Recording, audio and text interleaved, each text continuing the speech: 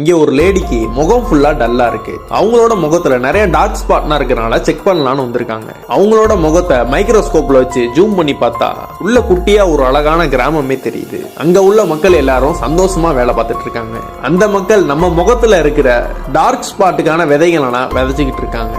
அதனால ஜூமிங்ல பார்த்த இந்த டாக்டருக்கு அவங்களனா கொல்ல மனசே வரல. குட்டியான ஃபேமிலியோட சந்தோஷமா ஜாலியா இருக்காங்க. நம்ம எப்ப வேணாலும் அழிஞ்சு போலாம், நம்ம இருக்கிற வரைக்கும் சந்தோஷமா இருப்போம்னு பேசிக்கிறாங்க. ஒரு நாள் இவங்க எல்லாருடைய அழிய போற நாளும் வருது. அந்த நாள் வானம்னா இருட்டி, வானத்தில் இருந்து சுனாமி வருது. அங்க இருக்கிற மக்கள் எல்லாரும் இதுட்ட இருந்து தப்பிக்கிறதுக்காண்டி தலை தெறிக்க ஓட ஆரம்பிக்கிறாங்க. அவங்க எல்லாரும் ஒரு இடத்துல ஓடி போய் நின்னுட்டாங்க. என்னன்னு பார்த்தா இவங்க எல்லாரும் தப்பிச்சு போறதுக்கான ஒரு பாதையே இல்ல. அவங்க ஒரு மலையில வந்து மாட்டிக்கிட்டாங்க. அந்த ஊர் மக்கள் எல்லாரும் எப்படி இருந்தாலும் சாக தான் போறோம்னு தெரிஞ்சுக்கிட்டு ஒருத்தருக்கு ஒருத்தர் ஃபீல் பண்ணி அழுதுகிட்டே பேசிக்கிறாங்க.